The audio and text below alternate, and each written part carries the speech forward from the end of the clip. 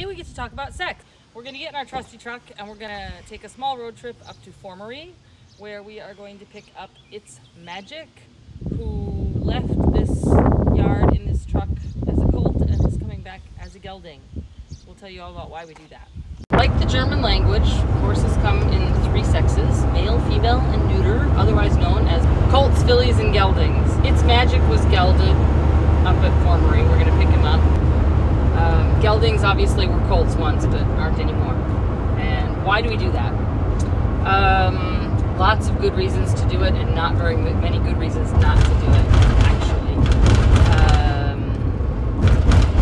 Several reasons to geld a horse, which, by the way, is cutting his balls off, so he's a eunuch. Sometimes you do it for behavioral reasons. The horse just becomes unmanageable, wants to jump on everything he can find, hard to handle. That's probably a leading reason to do it. Colts tend to go 2 ways in thoroughbreds. Either they get hot and unmanageable, or they get lazy. But the main reason to do it is that you're doing him a favor. If you don't geld your horse, you're condemning him to a life of solitary sexual frustration. So think about that. A colt in the thoroughbred business can only be a covering stallion if he really earns the right to be one, because a stallion can breed more than 100 mares a year. Now, if you ask me, that's way too many, and I think the stallion book should be limited to 80, but okay, these days a successful stallion can go up to 200 mares in a season, which is kind of ridiculous, but it happens. But a mare can only carry 1 foal to term every year. So you need obviously more mares than stallions. So just by the numbers, you've got a lot more mares in breeding than you have stallions.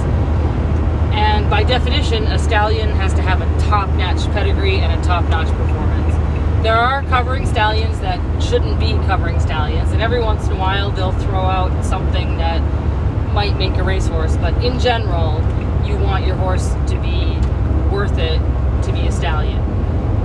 Consequently, the majority of male thoroughbred horses or colts will not be stallions. And you can look at the catalog page and you can see whether your horse is going to be a stallion or not. We'll show you later a couple of pedigrees, a couple of examples of that. But if your horse clearly isn't going to be a stallion, there's no reason to leave him entire and not cut him, not have him gelded. An entire horse that's not gelded have to be careful with him all the time. You have to keep him separate from the fillies, which means you can't travel with the fillies. If we're driving a truck with 2 spots in it, and if I had to pick up a filly and a colt, it would be a very bad idea. So just ease of handling. Secondly, if a colt is a colt, the colt wants to, use the goods. It's natural. And if he's not good enough to be a covering stallion, he's never going to be able to do that. So he's just going to be a sexually frustrated animal that's never going to cover a mare. So there's really no reason to leave him that way. And the other reason is that if you want to turn him out, you want to give him some holiday, some vacation, you can't even turn him out in a field with other horses in general, as a rule. Geldings, and you could put a colt out there, but most places who take horses on break do not want to take a colt. Unless they've got their own paddock, that he can be on his own. And horses, as you know, are herd animals, so they don't like being on their own very much. So there's almost no reason to leave your horse a colt. Now, when and how, once you've made the right decision, what do you do?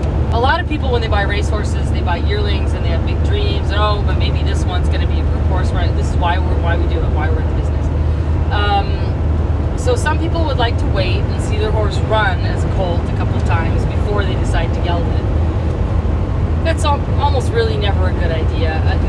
You can see in training how it's going and whether that horse is going to come up with the goods or not. And if it's really just going to be a working class horse, which is fantastic, we love working class horses that can run claimers and handicaps and even lower level condition races, and they can bring us a lot of pleasure and put a lot of money in the bank.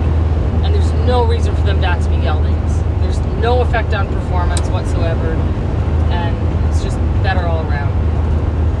There's an exception to every rule. There's a horse that most of you will have heard of called Cirrus des Aigles. Cirrus des Aigles was a gelding, is still alive, is still a gelding, won, I don't know how many Group 1 races, and, you know, just millions of euros. Just an absolutely fantastic horse. And I've heard a lot of people say, oh, what a shame Cirrus was a gelding, you know, what a stallion he could have made. That's just not true either, because if Cirrus hadn't been gelded, he quite possibly wouldn't have been the racehorse that he was, first of all. And second of all, the pedigree of Cirrus des Aigles is nothing special. It's not a stallion's pedigree. Cirrus was a freak of nature that happened, and it does happen sometimes, but it's a 1 in a million shot, as George Costanza once said. So, you should do yourself and your horse a favor and get him gelded. And you should get them gelded early. From yearling to 2 is a great time to geld a horse, or at the latest from 2 to 3. Don't wait, do it now. Now, the horse that we're picking up today is actually already 4, but we bought him as a 4-year-old, and he was already a colt when we got him. And he had been in the money a few times, but clearly not going to be a stallion, and clearly it was slowing him down. So he had to be gelded. So we've gelded him now at 4, and I'm curious to see how he looks. But the other reason we gelded him is that he's a very big, heavy horse, and when they've got their testicles and they're kicking out all that testosterone, they get a big cresty neck, and they get a muscle. You know, they're carrying so much muscle that it can stop them from being a nice racehorse, because they're just too heavy and too much muscle for the skeleton to hold it. So gelding them can lighten them up. A few different ways you can have your horse gelded. Sometimes you can do it under local anesthesia standing up, or you can do it under general anesthesia laying down. That's how we did Magic. Either way is fine. I think they recover quicker if you do it under general anesthesia. Other people will swear the opposite is true. You know, how you geld a horse is kind of like what you feed a horse. Everybody's got their own idea of which is the best way to do it, and everybody's right. So, and how much recovery time you need varies too. I like to get them back into training as soon as you can, although Magic needed a break anyway, so we gave him a month, and he'll be back, and hopefully won't have lost too much condition, so can kick right back on. Another trainer I know gelded a horse, and it won 3 weeks later, which is kind of an amazing feat, but clearly validates the decision to have him gelded. Okay.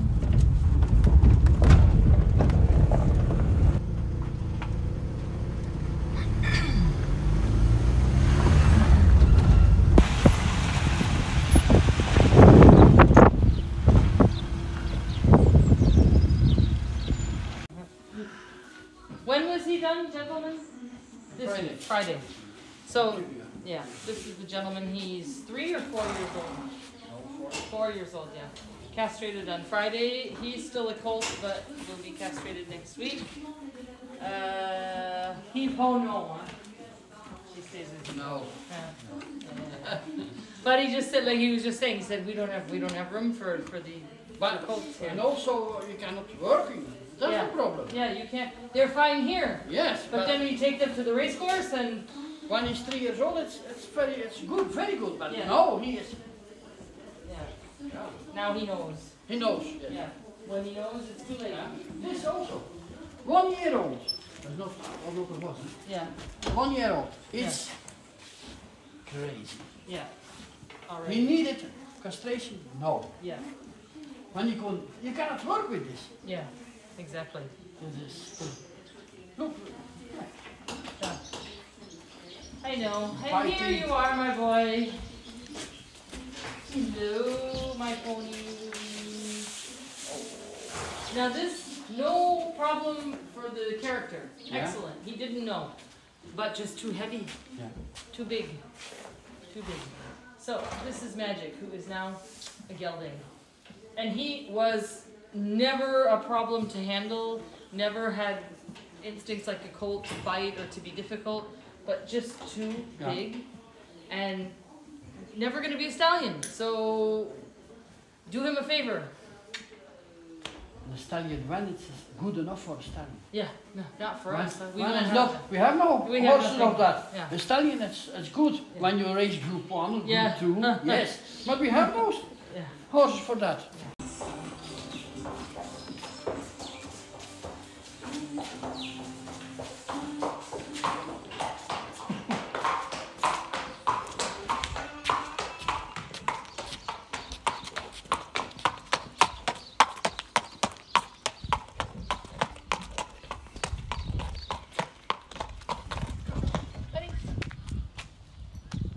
A little shot for the owner. So as you can see, this horse is he's a behemoth, so the gelding was a necessary thing. He has this big stallion sort of neck on him that we don't want in an athletic racehorse. So he should, in theory, lighten up. He's been off about a month. He's lost just a little bit of his top line, which is normal because he hasn't been working. He hasn't lost much else, except that he's lost those. So let's go, Greg. If your colt does not have a pedigree that is a stallion's pedigree, stop there and geld. Now, we were talking about Cirrus des Aigles. Cirrus des Aigles, for example, who won more than a dozen group races, nearly 3 million in earnings, a superstar by any stretch of the imagination. He's just an amazing, amazing horse. Probably the best known gelding racing in the world. And with good reason. He's raced in Dubai, everywhere. Everybody knows Cirrus des Aigles. Cirrus des Aigles' pedigree is nothing to write home about. His second dam, well, Cirrus des Aigles was by far the best product of his dam, and the second dam, there's really nothing underneath it. Horses that win races, but really just working class horses, not black type races, very average sort of horses. The third dam, nothing special, a little bit of black type on the jumping side. You have to go back 4 generations to find some real performers in Cirrus des Aigles' family. So there was every reason to geld this horse and no reason to hope that he'd ever be a stallion.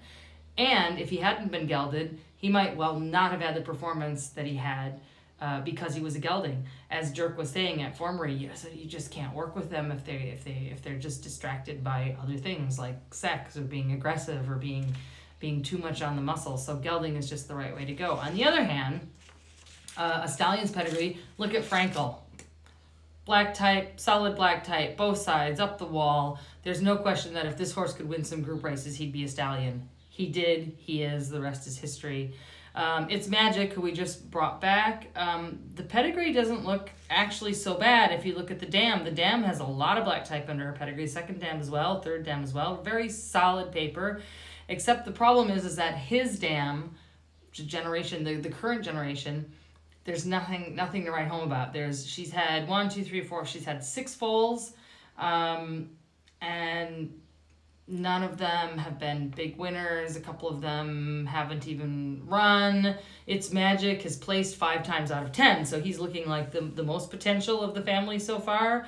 And then there's 2 more to come that haven't raced yet. So there might be hope that one of those products of the dam might come up with some black type, but it's looking pretty slim at the moment on the ground. It's nothing like the earlier generations on that paper. So if you look at that pedigree, there's absolutely no reason to think that It's Magic would be a stallion, and certainly not from his racing performance so far, which has just been sort of, very average. We think we can make money with him, that he'll earn something for his owner, and we like him, but he's no stallion. So we did him a favor, and we did us a favor by taking those balls off. Thanks for watching. If you enjoyed the video, please leave a comment. If you have any questions about gelding, why we do it, how we do it, leave a question in the comment. I'll be happy to answer it. Subscribe, ring the bell, and share it with your friends. We need to get to 200 subscribers. We're only at 180. Come on. You can help us do this. Thanks a lot. Bye.